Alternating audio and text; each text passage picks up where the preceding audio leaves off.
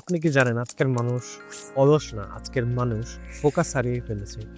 আমরা ঘন্টার পর ঘন্টা প্রতিদিন ফোন স্ক্রল করি, কিন্তু 30 মিনিট মন দিয়ে কোনো কাজই করতে পারি না।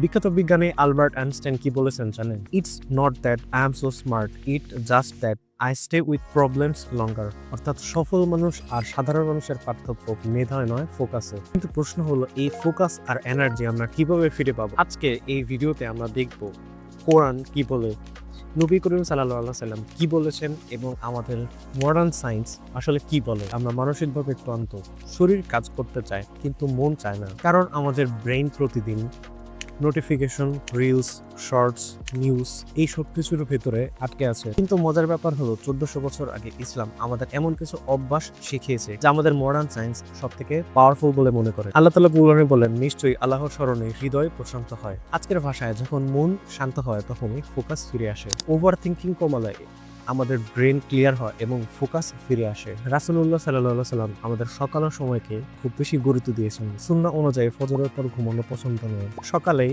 গুরুত্বপূর্ণ কাজ করা, অপ্রয়োজনীয় কথা কম বলা, কারণ এই সময় মন সবচেয়ে পরিষ্কার হয় এবং শয়তানের প্রভাব খুব কম থাকে। এখন বিজ্ঞান কি বলে জানেন? হার্ভার্ড ইউনিভার্সিটি এর গবেষণা অনুযায়ী সকালে আমাদের শরীরে কর্টিসল হরমোন সবচেয়ে বেশি থাকে। এই হরমোন ফোকাস বাড়ায়, অ্যালার্টনেস বাড়ায়, এনার্জি বাড়ায়। আর জিকির আসলে কি?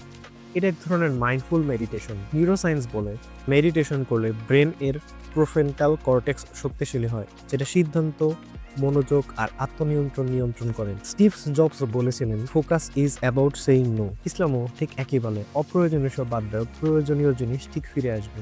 আপনি যদি সত্যি ফোকাস আর এনার্জি ফিরে পেতে চান, তাহলে এই 5টি কাজ করুন। নাম্বার 1, ফজরের পর 20 মিনিট ফোন ছাড়া থাকুন। 5 মিনিট জিকির করুন। দিনের সবচেয়ে কঠিন কাজ আগে করুন। অপ্রয়োজনীয় স্ক্রল বাদ দেওয়া, রাতে তাড়াতাড়ি ঘুমানো। 4 দিন করুন আর পার্থক্য দেখুন। মনে রাখবেন, ফোকাস কখনো লাক্সারি না, ফোকাস আমানত।